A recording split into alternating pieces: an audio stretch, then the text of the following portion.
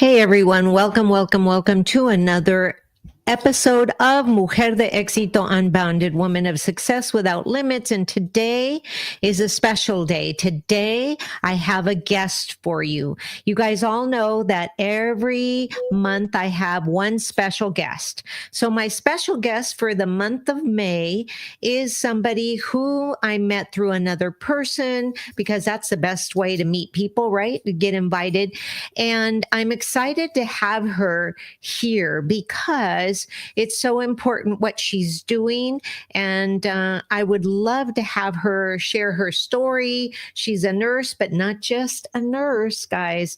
It's all about what she's actually done. So I'm so excited and so honored to be here interviewing Yolanda Ayala. She's a registered nurse, entrepreneurial nurse. So without further ado, let's say hello to Yolanda. Yolanda, tell us a little bit about yourself. ¿Cómo estás hoy y qué estás haciendo? Hola, Marti. Thank you so much for having me on this lovely podcast. I'm Yolanda Ayala. I'm a nurse. I work at UCLA. I'm also an entrepreneur, and I have 3 businesses working on business number 4. So my first one was skincare online, and also our first Airbnb 2 years ago, and also travel as a private duty nurse and in the pursuit of public speaking. Nice. How beautiful. So, you have quite a few years behind you in terms of, nursing, right? So, tell me a little bit about what are your daily duties usually as a nurse? As a nurse, I work at UCLA. So right now I'm working on the weekends because I have projects during the week. So I usually work Friday, Saturday, Sunday night. I've been at UCLA since 2003, and I work in their ICU. So our ICU is cardiothoracic ICU, which is heart, lungs, transplant, plus anything with the heart, fixing all the valves. I work nights. So I work 7 p.m. to 7:30 in the morning. So I just do 2 shifts a week, and that allows me to focus on my other businesses outside of being a nurse. I have a question about that. So you work 2 days a week. Are you considered full-time or part-time? Part-time. I'm considered part-time. Oh, okay. So the 12-hour shift, so that's part-time. So it's 24 hours 24 total. hours a week. Mhm. Okay. And that has allowed you to do all the good and fun stuff that you love to do, that you're passionate about. Tell me a little bit about who was Yoly when she was little, and what vision did little Yolandita have when she was little to get to where you are now? Well, when I was little, I would always act up of taking care of my dolls, taking care of people. When I was 8 years old, that's where the seed was planted of becoming a nurse. I was 8 years old. I was in Mexicali, very close to the border. I was hit by a car. I was in the hospital for about, I want to say like 2 months or maybe a little bit longer. It's in that journey that it was planted in me to become a nurse because, being in the hospital, I was pretty much in the ICU for a few weeks. I couldn't really move, but the way I would advocate for other kids was Mm. that desire that I'm like, there were a couple of nurses that I just didn't agree with them. And I'm like, I want to be that nurse that advocates for other kids. Mm. That's where it was ingrained in my brain to become a nurse Mm. since I was little. Since you were little. Okay. Now let me ask you this. Did you try to do surgery on anybody? Yeah, well, my stuffed animals, I did. I tried on my stuffed animals, and I would like do band-aids, and I would just like pretend. But like I was telling you, even though it was ingrained in my brain, growing up after my accident, I would still pretend and I would play, but I would always see myself like on stage. I would always see myself, I had an audience. I would always see myself like working in the playgrounds and playing by myself. And I'll be like, oh, this is my palace, this is where I live, and look at my home. So my vision was always huge. So when I became a nurse, that little silent, I couldn't really like shut down anymore, because I'm like, yeah, but nurses don't wear high heels. Nurses don't wear suits. This was like 10 years after Okay. being a nurse. I'm Uh-huh. like, these little things just did not make sense. Mm. That's interesting. And then many moons, you start in college. You started in college. Were you in college? Were you in a trade college or were you in a regular college? What made you choose that route? Okay, coming from El Centro, small little town, very close to Mexico, very like east of San Diego. Okay. And I never really cared for school. Growing up, I think ever since my accident, I was picked on a lot. I kind of shut down. Oh, So going to school was never like something that I wanted to do. oh. However, when I knew I was in my 20s and I'm like, but I want to be a nurse, I have to go to school. So I Mm, became a CNA, certified nursing assistant, there okay. in the Valley. And I became a nursing assistant. I was working a convalescent, and I couldn't switch to a hospital because there was only one hospital. Mm, So I'm like, how am I going to get experience if there's only one hospital? mm, And a friend of mine lived in Los Angeles. And I'm like, well, maybe I can go to Los Angeles for 6 months and then come back and apply and then go to college. So mm-hmm. my mom was not happy with that idea at all. She was devastated. She made it very difficult for me to move to Los Angeles, yet she helped me. Oh. So it's when I moved to Los Angeles where my eyes were just wide open of opportunities. That's all I saw was opportunities in a big city. And I'm like, I have more chances to go to school. And I'm getting all emotional because looking back to my early 20s and my mom of like, what do you want to do? You're going to come back. You're from El Centro. People like you don't go out there. And that gave me that courage. So it's here in Los Angeles where, I did all my prereqs. I applied to all the nursing schools. I got accepted to Glendale, and I did a 2.5 year community college. And then I received my bachelor's degree Ah. right after. Yeah. Mm. And just really quick, still let's keep it on the nursing side, just in case there's a listener that would like to be a nurse as well. Once you did it that way, what else did you have to do afterwards in order to become the nurse? Or did you take tests? What? Yeah. So in order to get into nursing school, you have to take your general prereqs. Okay. So depending the community college, and there's different degrees, you can go into like associate science or bachelor's. Now I would recommend go straight to a 3-year college to get your bachelor's, Mhm. especially if you want to go to like a teaching hospital. They really recommend, they won't even look at your application if you don't have your bachelor's. So I would say like a three-year program and become a nurse. And then from there, you can get your master's. Mm. So I did my prereqs, and I also worked as a nursing assistant to get the clinical Mhm. part. And then it's a 3-year program full time that you go to school full time, and it's theory and clinicals. Then once you graduate, you take your state board's license.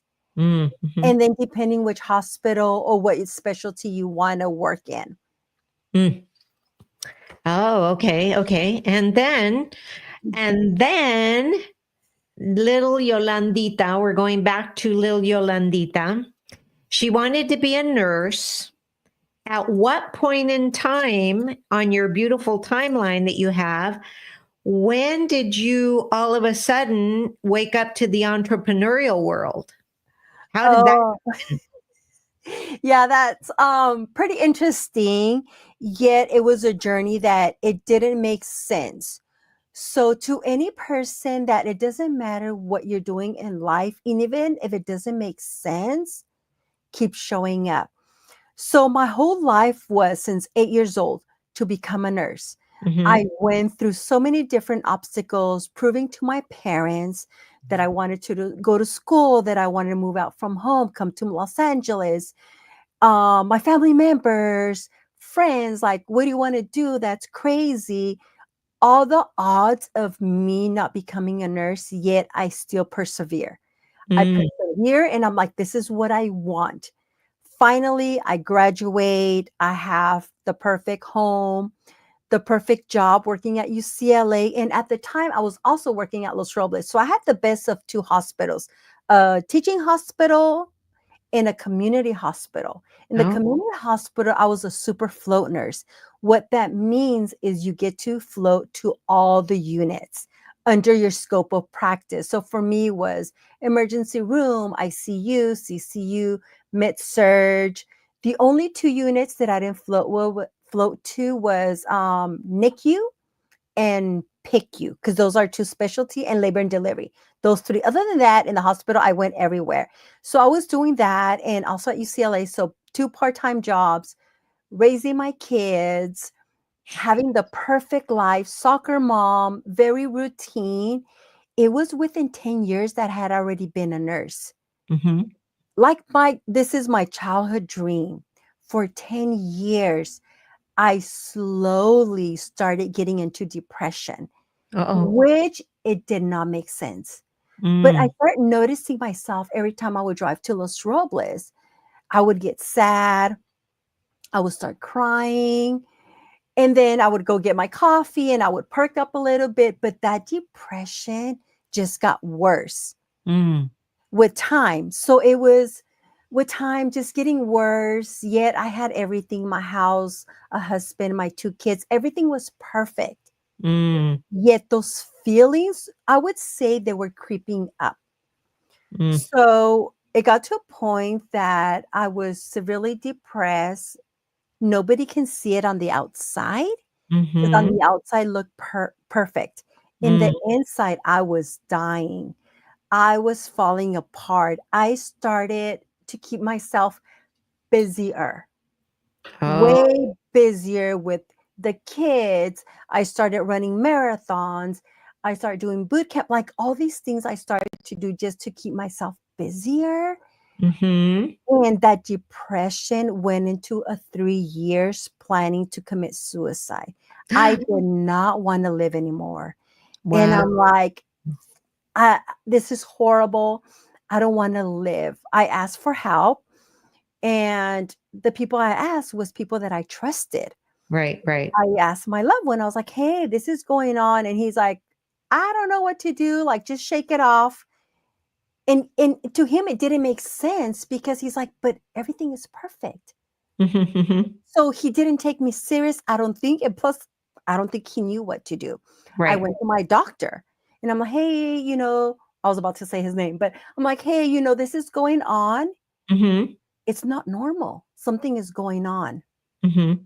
So after like 3 years of like, this is not normal, not getting help, I had just started using my first, that ended up becoming my business, is the skincare routine. And I loved it.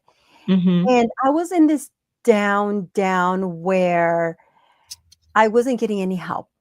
Okay. That I was like, well, let me go to this conference. Let me hang out with my friends. Let me try this business thing that I don't even know it's for me. And Mhm, I remember this was September of 2018, which mhm, was the darkest time of my life, mhm. walking into this conference. And I just felt so alive. Mm, Mel Robbins, who is my first personal growth speaker that I heard of, was mhm, on stage. mm. Everything, Marty, everything that she said, I was Mhm. like, oh my God, what is personal growth? What Right. is this? And right there and then I went from planning to Mm-hmm. commit suicide because there were so many roads that I just couldn't take anymore. Mm-hmm. Because as a nurse, we pretty much know like which routes to go. And then I worked in the emergency room at the time as well. And seeing Mel Robbins and feeling so alive. Fast forward, I come home and I'm like, I'm doing this. I want to do business. I want to do business. And I pursued the skincare online, but what I was really focused on was personal growth. Mm-hmm. And that's what they say Yo, network marketing is, right? Because that's what you ended up doing, was finding a network marketing company, right? They say mhm. that network marketing is basically a personal growth and self-development course all rolled up in this little business called network marketing.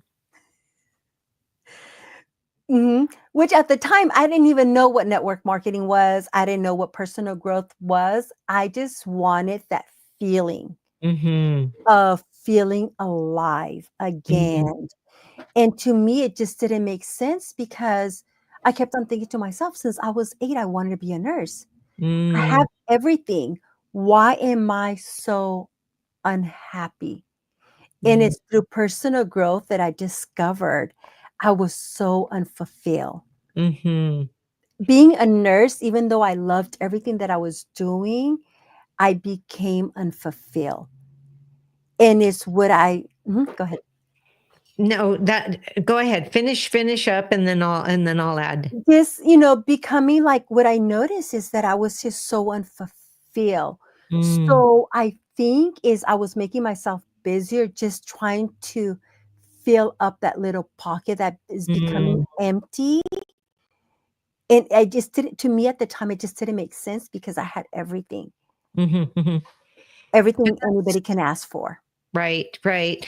And in my experience, basically that is well, number one, that's it's an awareness. So you were very, very aware that fulfillment, well, very aware that by soul searching, because going into network marketing, I will tell you that I sort of fell into network marketing as well during a similar period in my life. But what I know is that it happens a lot. It happens a lot.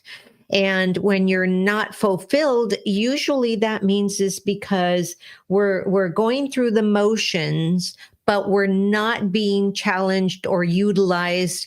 And as as a human being, as uh, a soul that comes in, to this world, we need to be stimulated, we need to be creative, we need to be to feel like we're doing something. And when we're not being utilized to our capacity, if you will, or beyond, or challenged to grow, we shrink, and we are looking. So basically, what happened was you lost something, clouded the light. So you lost your light. And then you lived in darkness. So when we lose our light, because that's where, the creator wants us to be, he wants us to be creative, wants us to have everything that we have. But sometimes, even though you look at your life, you're looking at it through the eyes of society. Society says you have a job, you're good. You have a family, they're healthy, you're good. You have a husband, he's healthy, he's working, you're good. You have a house, and it may not be the mansion you wanted, but you have a house, so you're good. And so that's where we struggle, because we're putting on the lens of society that says you have everything that somebody else wants and you still want more. Mm, Why? mhm. And that's where we vacillate in between. We go back and forth, and then it becomes this seesaw of negativity, and then it cuts into us just like a seesaw saw, right? Yeah. And so you were in the light because you were happy and it was all new. But it sounds to me like then you lost the light because, you went into darkness, probably because you weren't growing. Your self-growth, our self-growth is so important. But that's amazing that you were able to identify yourself, to identify something is not right. And then there's always, you did what a lot of people wouldn't do. You went to that meeting and you got inspired, right? And that inspiration led to so many other things in your life. And you were open enough to take that challenge to go to that meeting, where some people are not open enough. They probably would have looked at it and they probably would have said something like, no, I'm too tired. I don't want to go. This is not going to make things better. But you were very open. How did you feel when you made the decision to say, I want to do this network marketing? Yeah. And going back to what you're saying of the light, that I lost my light.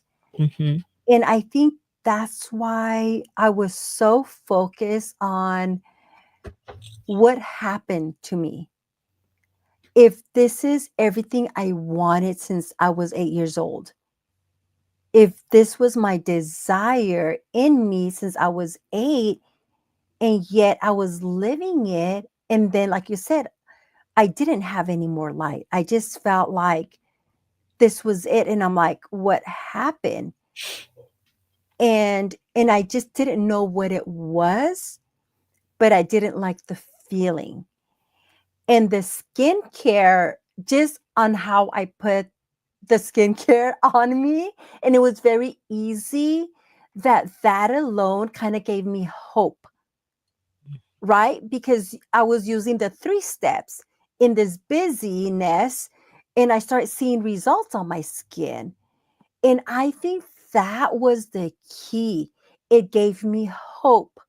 But in hope, we can pray, we can talk about it. But what I have learned, we have to take action. Mm-hmm. If we don't take action, nothing is going to happen. Our creator, our God, like I believe in God, he plans us on what's our destiny, what is our passion, what is our purpose. To me, that was my passion and my purpose, to become a nurse. So to me, it was like me questioning God. Why do I feel like this? If this is what I always wanted to do, this is my passion.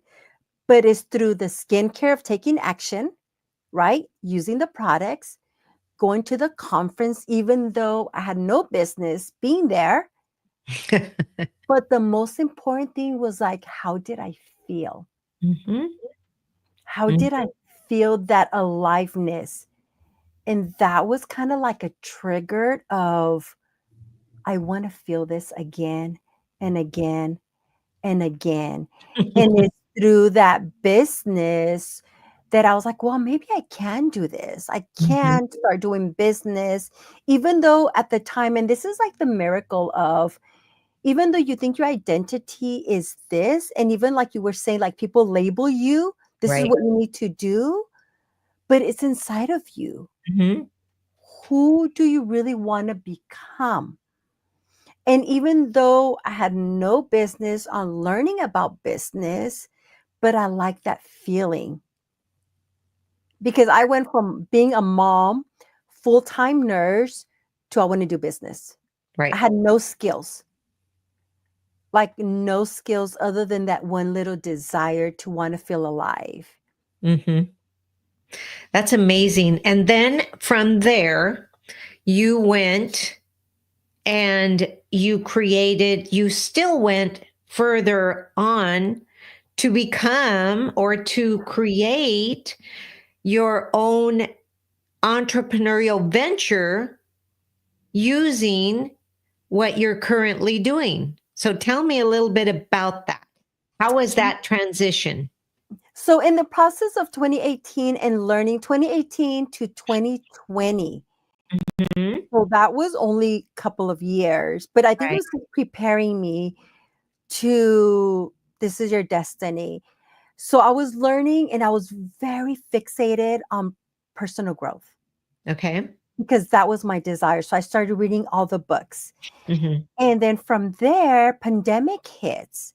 So I Mhm. was already 2 years into personal growth. So when pandemic hit, at the time my husband was working at a hospital. So here we are, two of us working at a hospital. And I had to decide if one of us dies, the other one has to stay alive with our two kids.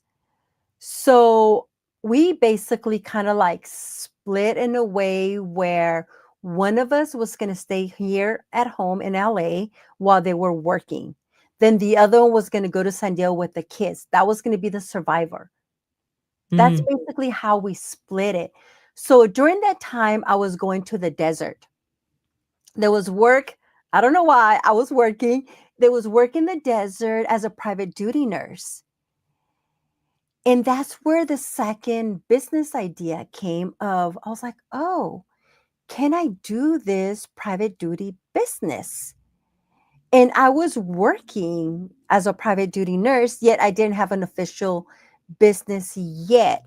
And during the pandemic, during the difficult times, you just, as an entrepreneur, you figure things out and you start building yourself. Mhm. So during that difficult time, I remember walking early in the morning and I'm like, Yolanda, if you're spending so much money on hotels, why don't you buy a home here?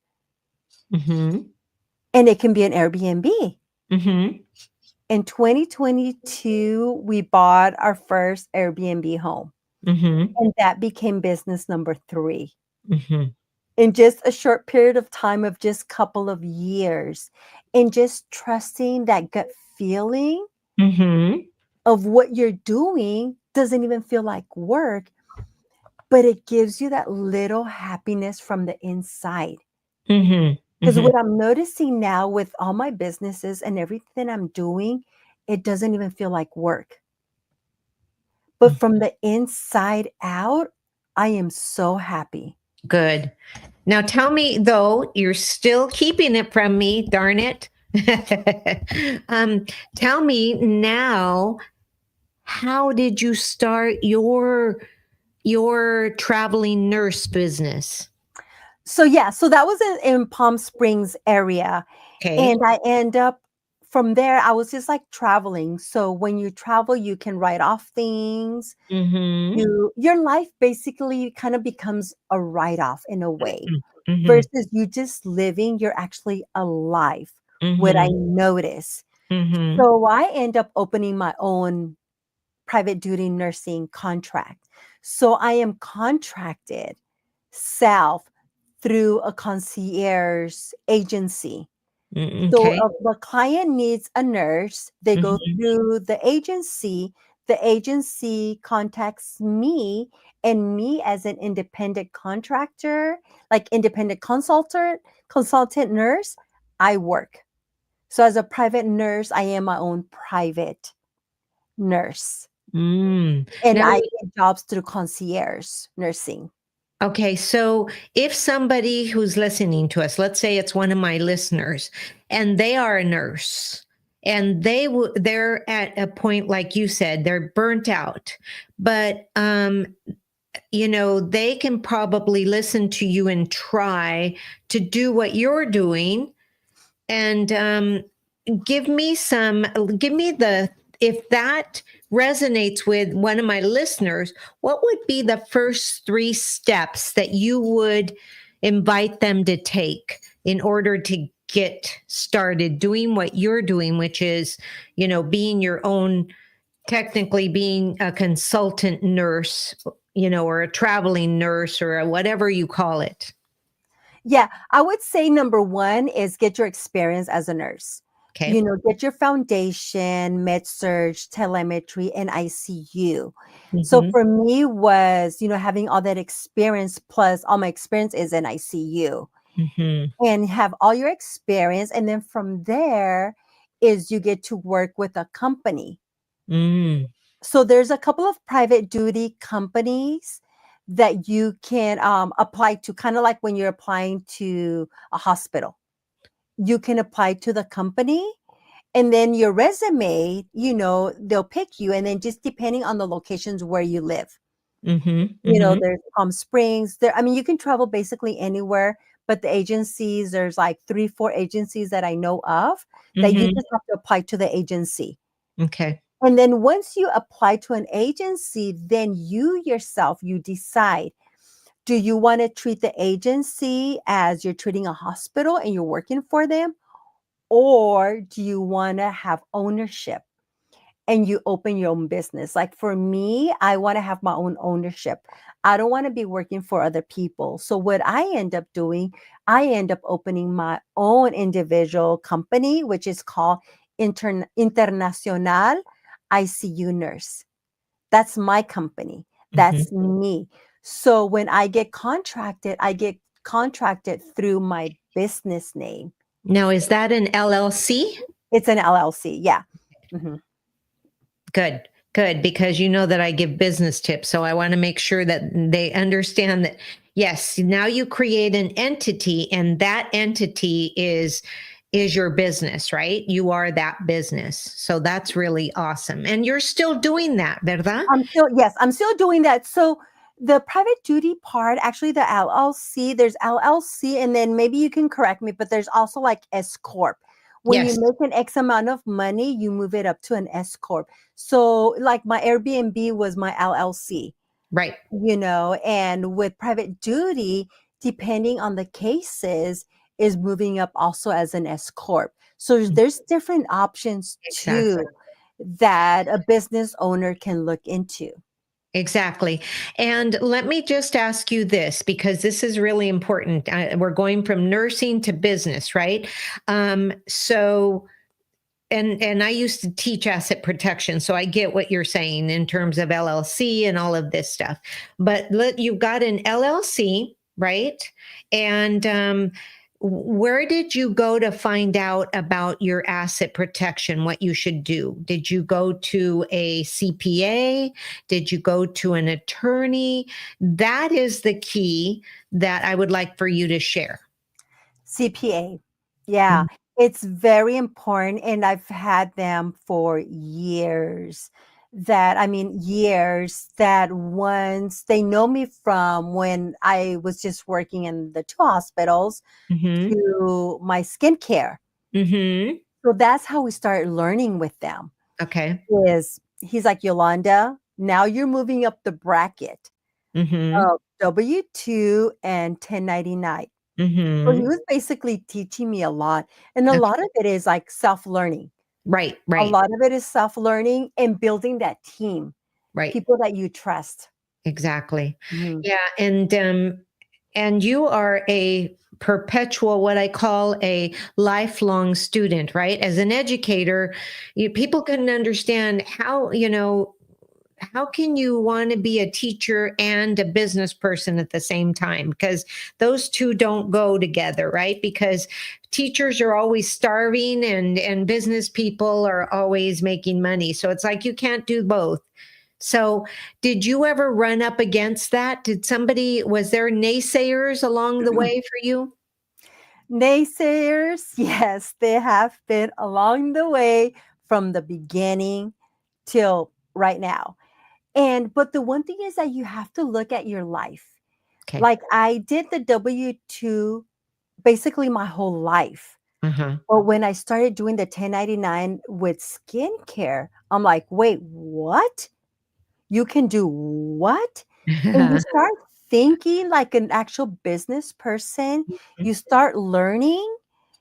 And to me, it is being a lifelong lifelong student Learner, and yes. learning all the time. Like I never, even if I know something, Be curious. And I believe this is why I keep my momentum in business. Because even though there were so many naysayers, there were so many people telling me that's crazy, that's dumb, you already make a lot of money as a nurse, and a lot of doubt they start throwing in you. And a lot of times, like, they don't mean it, but then you start believing it. Mm-hmm, mm-hmm. That is through personal growth that you're always just learning and growing. Yes. You Yes. know that, and you start looking at the benefits. Mm-hmm. Mm-hmm. You start looking at the benefits of what business does for you. And Yes. for not just for you, but for your family, Right. Right. for all the people around you that you love. Mm-hmm. Now, let me ask you this. So you are, you're going on and you're doing all these things. Did you ever get some slack and darkness from people saying that you're not paying attention to your family, to your children, because of everything that you're doing? Did you ever get that? No. I Okay. would say when I would now what I'm doing, I would say now everything that I'm doing, I'm more intentional Mm-hmm. versus the first time around with my career, I was going 100 miles an hour. Mm. I wasn't really taking care of myself. I was just saying yes to everything and I was going 100 miles an hour versus now I have the freedom to do more Yes. because I have learned to set boundaries. Oh, I yeah. have learned to be more intentional.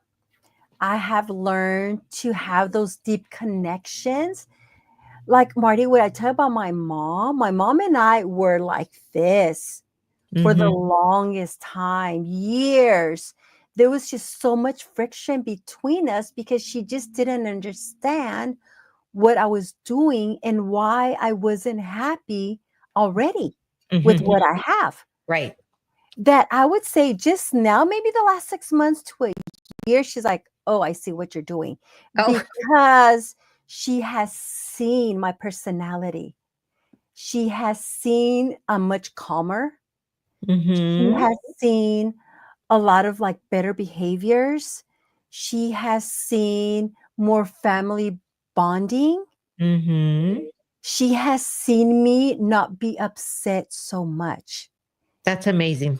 That's amazing. And the communication that we all have as a family, the Yeah. birthday celebrations, even her, how her behavior has improved.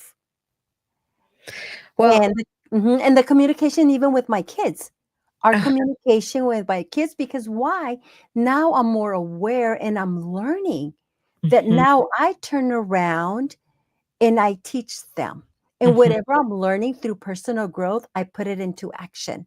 mhm, Even mhm, communications and conversations with my own husband mhm, and my kids. mhm. Why I say now that even though I'm busier, our bond, our communication, our relationship, it's much, much, much better than ever it has ever been. That's amazing. And you hit it right on the key.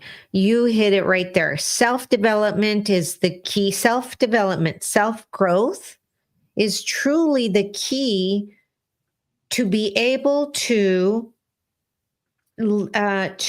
shed light on the darkness that we call that, I call it the transactional depression, because if you're, it's a Mhm, transaction, right? If you're, mhm, if what's happening here isn't enough to stimulate you and to drive you and to turn your creative juices on, you become what I call a transactional depressed person, right?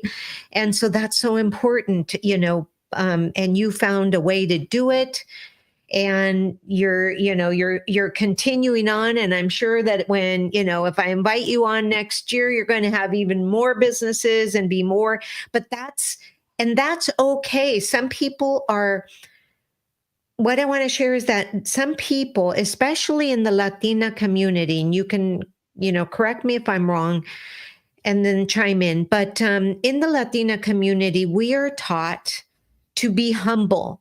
And I know that for me, what that meant was every time I spoke about what I wanted a beautiful big house. I wanted this, I wanted that. My mom would say, be happy with what you have. So I took that to mean that I should not want more. But that's not what she was saying, right? Many years later, as I'm studying my Kabbalah, I'm realizing that I can't get more if I'm not in gratitude with what I have now. And that's what she meant. But when we're going through the motions, it just, it landed incorrectly until I went to a self-development class that was like, oh, when this happens and this happens. And really what it is just that they want to, protect you and keep you from this and this and that, and it was like, now I get it. And like you said, a good self-development course, a good, self-growth course is only worth its weight in gold if you use it. And it sounds like you have used it. Yes, Marty. And this is why I believe between my mom and I, our relationship is like 100% better. Because it's so true. My mom, what she would tell me is like, ¿Cómo te gusta sufrir? It's like, you already make a lot of money. Why do you want more? It doesn't make sense. And it was like those little words that she would use. And we had like no communication because my perspective versus her perspective. It's like you just said, it's completely different. But it's the daily, I would say with personal growth is the daily you're growing and you're putting it into action and you yourself, you're reflecting and you're looking at what is it that you're doing wrong. Yep. Wow. And one of the things that I want to share with you that, because I am learning right now, I finally buckled down and said, okay, I'm going to study this Kabbalah. I'm going to study all of this. It's very much like, studying the Bible and things like that. And what you're sharing with me right now is so key to what I'm learning. And that means that the relationship with your mother got better, not because you wanted to change her. See, we think that we're supposed to change people, but it's not. You change yourself and your relationships change. And that's what you did without knowing that that's what you were doing. But by honoring yourself, by making yourself grow, by challenging yourself, by making sure that you are in that uncomfort zone, right? You change you. And by the simple, as we say in Spanish, por el simple hecho que tú cambiaste yourself, right? Yourself, your behavior, your reactivity, because you changed you, it looks like the other person changed themselves too, but it's not. It's just the matter of you opened your vessel, if you will, to allow more light to come into you. And when you are a beacon of light, it changes the people for the better that are connected to you. Yes. And it's so true because if you think about it, if you are feeling so alive all the time and you are that light because you yourself, you're growing, you're unpacking yourself, you're removing those labels that people were telling me. Like for me, like my mom, my friends, all those labels, you start removing them. And you're like, no, that's not who I am. So it's like a constant growing. Yes. This is who I am. So I always ask myself my identity. Who am I and who do I want to become? And there's some foundations, like you just said about being humble. That's one thing that is a core of me. A core of me is like stay grounded and where are you going? What is your mission? What Mhm. is your service?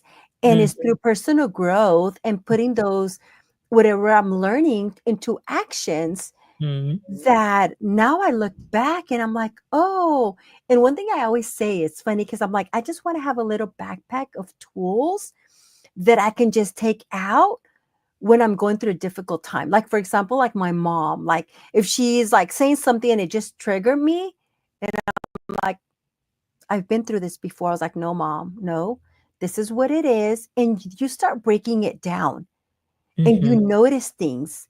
And Mhm. that's how it has been this last 6 months to maybe a year. Mhm. And not just with my mom, but just in general, work, business, life, no matter how things are, no Right. matter how hard things are. And it's like an up and down, but you build yourself, you condition yourself to, how do I want to feel? How do Right. I want to live life? Pretty much.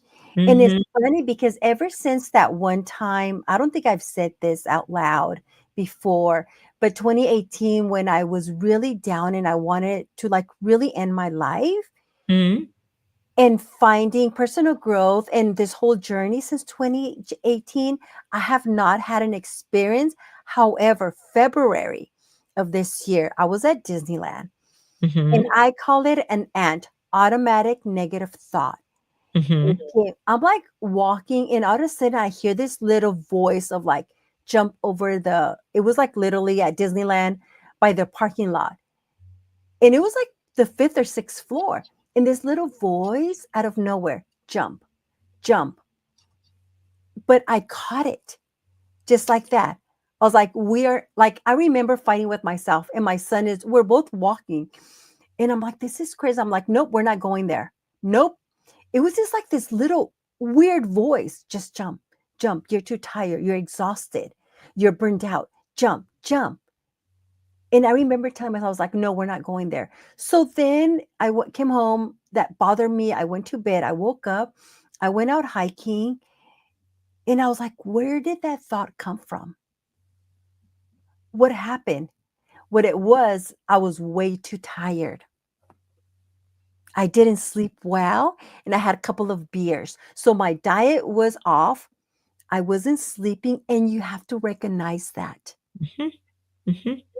But the beauty of it is, Marty, is that I was able to bounce right back. That morning, I noticed it. Mhm. And what happened, instead of being down, Mhm. or that spiral of depression, I Mhm. was aware, and I'm like, nope, we're not going there. Mhm. Get up, go on a hike, and reevaluate yourself. Yep. Reevaluate what happened. Yes. It's called self-awareness. And, you know, one of the things that I know for sure is that we, being an entrepreneur, we have a tendency to do this, roller coaster. Like Darren Hardy has the book, on the entrepreneurial roller coaster, right? But I call it being so incredibly aware, like aggressively aware of what's happening, which you are, because we cannot change ourselves and we cannot work on ourselves and we cannot grow if we're not aware. Mhm. And you are aware. It's kind of like I worked for a really long time with AA, abuse, substance abuse people. And what I noticed is that if they don't get to the point where they say, hi, my name is so and so, I'm an alcoholic. If you don't see that, hey, I am an alcoholic, if you don't Mm. acknowledge it, you can't change it. You can't Mhm. change something you can't acknowledge. So from the story I'm getting from you, you were totally aware and acknowledging the opponent. In Kabbalah, we call it the opponent in your head. That opponent, which is what I call the critical voice inside your head, that opponent will always steer you into what's easy, what's more quote unquote Mhm. comfortable, what is right along the lines with what you're thinking. So for you to do that, when you overcome the opponent by saying, no, we're not going there. We're not, I know what you're trying to make me do, and I'm not going there. When you stand up to the opponent, you open up another layer of light. So without knowing, we don't need to ask the creator, hey, creator, I'm going through a dark time right now. The creator knows that, right? And so by you struck down the opponent right then and there when you said, no, we're not going there. And it was that opened up the more light.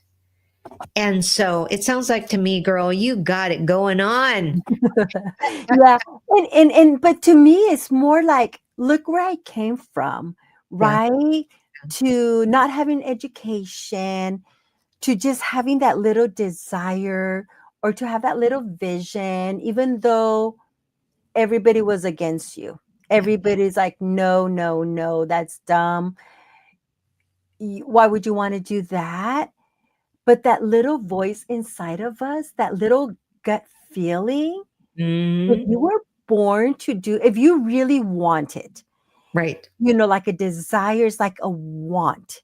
Yeah. What is it that you really want? That little want inside of you never goes away. Right. Never goes away and it leaves clues. Oh, yeah. Because on this whole journey, Marti, like this whole journey of like everything that I've been doing, and I'm like, I did have those little flashes. Right. That right now, everything that I'm doing, even my husband's like, what? What do you have to do? What are you doing? And to me, it's exciting. And to him, he's like, you saw him, like he was so stressed out. Like but to me, I'm like, this is so exciting. And a lot of people, even if you don't know where you're going, keep going. Start where you are right now. Right. Exactly. Start what do you have right now, and go and run with that. Right. Right. And keep going. And listen, you're one of the things that you mentioned quite often, and what I'm hearing is that you've got to listen to your inner voice. You've got to listen to that gut feeling. You've got to listen to that intuition. You've got to listen. You need to listen to it, acknowledge it, analyze it if it's going to be a good thing for you in this moment, and then actionate it. Yes, yes. And that's hope. Yeah. That's hope.